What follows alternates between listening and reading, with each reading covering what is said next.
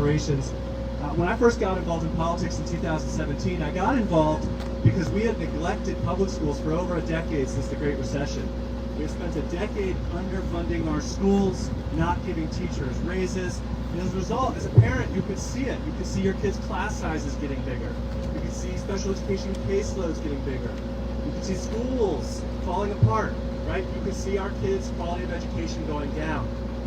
And starting in 2018 and starting under the Northam administration, we spent 4 years continuously investing in our schools, adding counselors, giving teachers pay raises, getting more money in the classroom, getting more money for school safety. And we created this cycle, virtuous cycle, where we're continually doing better and better for our kids. So now here we are, kind of on the precipice. We're in a position where we can finally undo 15 years of bad decision making and fully fund our schools like we were doing before the Great Recession. Or we could go backwards at this great opportunity. We could go backwards and instead of investing in our kids, give tax cuts to corporations and the wealthy. And to make it real, to kind of make it real for you, I think it's important. What would this mean for Henrico County schools? Right?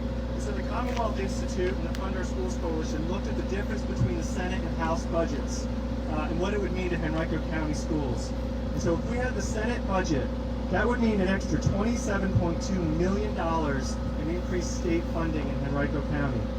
That would fund 489 new staff positions, including 263 support staff and 22 new English language learner teachers.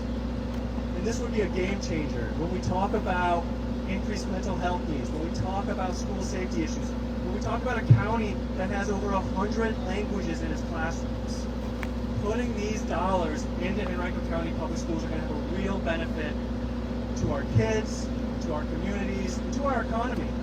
And to go back to what my good friend Senator Bagby said, corporations aren't asking for this tax cut. And the reason they're not asking for it is because they know that public schools are what make Virginia so dynamic. If you go look at why we were named the best state for business, our top score every time we receive that ranking is public schools, K-12 and higher education. It's because we have a great school system, we have great businesses, we have great workers, we have a great economy. And so it's a virtuous circle. We need to fund our kids because it's doing right by them, but it's also doing right by all of us. And so I really hope that as we kind of come together, we can move into July, we can get that Senate budget over the line, because this is a once-in-a-lifetime opportunity to correct 15 years of mistakes and to finally fully invest in our school, show our kids, our parents, our teachers, our support staff that we know that they're the priority because they're going to move us forward. So thank you all for being here today. Thank you for helping put pressure to get this budget done. And with that, I'm passing it over to Alicia Atkins from the Henrico County School Board.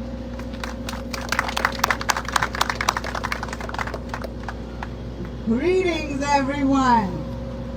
I hope your day is off to a wonderful start. I am Alicia Atkins, Henrico County Vice Chair, School Board Vice Chair. I am also representative of the Marina District, and I'm also a human design in God's image. Right now, policymakers in the General Assembly can pass a budget that makes historic investments in public education. This year, the Virginia Senate proposed a budget that invests an additional $1 billion, I said $1 billion for public education.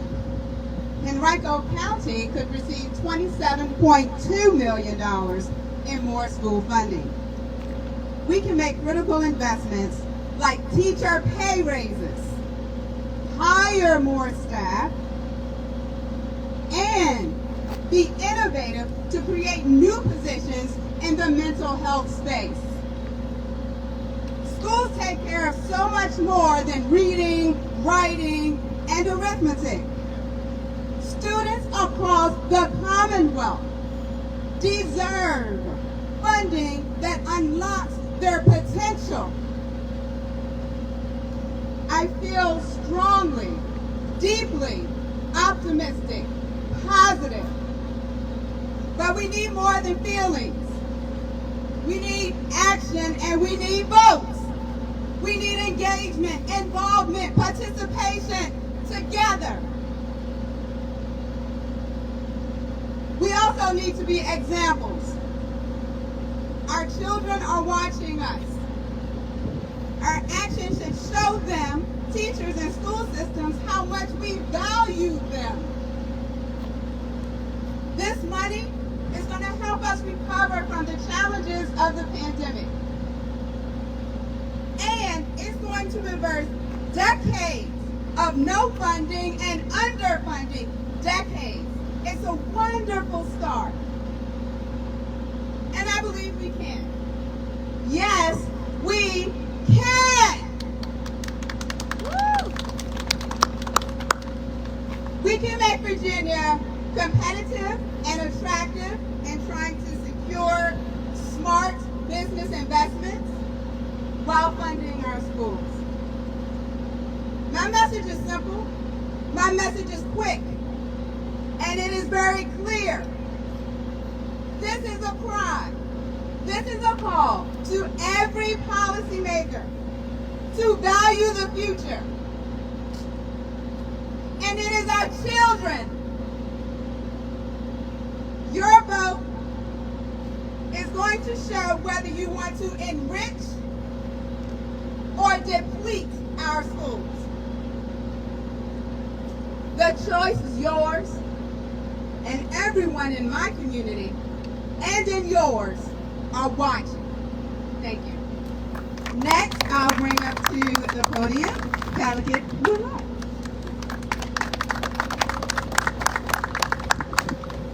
Thank you so much. I'm Delegate Rodney Willett, representing the 73rd District in Western Henrico. Many thanks to the VEA and Freedom Virginia for bringing us together today for this really important discussion. I spend a lot of time talking to business owners and to families. I knock on quite a few doors in the district. That's part of my routine as a delegate. And I will tell you what I'm hearing from them, or what I'm not hearing from them. What I'm not hearing from businesses is them screaming for a tax cut. What I'm not hearing from families is them screaming for a tax cut. What I am hearing is businesses saying, give me, Commonwealth Virginia, give me the most educated workforce possible. What I'm hearing from parents is, give my kids the best educational opportunity possible. And to look at how to accomplish that, it absolutely is funding our schools, and particularly our teachers. If you look right now and talk to the parents, their biggest concern is losing their kids' teachers. We had quite an impact from COVID in terms of losing teachers. A lot came back to school. What the numbers are showing is we have historic levels of teacher loss right now. It's happening across the state. It's certainly happening in Henrico. There are thousands of unfilled teaching positions across Virginia right now. And why is that? It's a couple things. One thing you hear from the teachers is, yes, salaries do make a difference. And as you've heard from my colleagues here today, we are underfunding. We are not adequately funding our teachers and their salaries. It's not competitive. We look at other states surrounding us, and those teachers are doing better. So absolutely it's important to increase teacher salaries. We can do that. We can do that with the funds available to us now in the current revenue picture. Secondly, it's support. You've also heard for the need for other support staff, particularly counselors in the schools. I hear from so many teachers themselves, they would like to teach. They would like to actually focus on what they do best, which is to teach our children. They spend way too much time in administrative capacity. Counselors are needed for mental health support, for so many areas, for career support. The counselors themselves are burdened with administrative tasks, and they're not able to counsel. So all of that speaks to increasing the support positions in these schools. That will get us to a better situation. That will help us to retain these wonderful students. That will get the business what they're looking for, which is a super educated workforce in the Commonwealth. We can do better, and this is an opportunity for that. Thank you so much. With that, I'm going to turn it back to Senator Lamont Bagdon. And again, I thank each and every one of the individuals assembled behind me for coming stepping out and sharing their voice, but also what they do day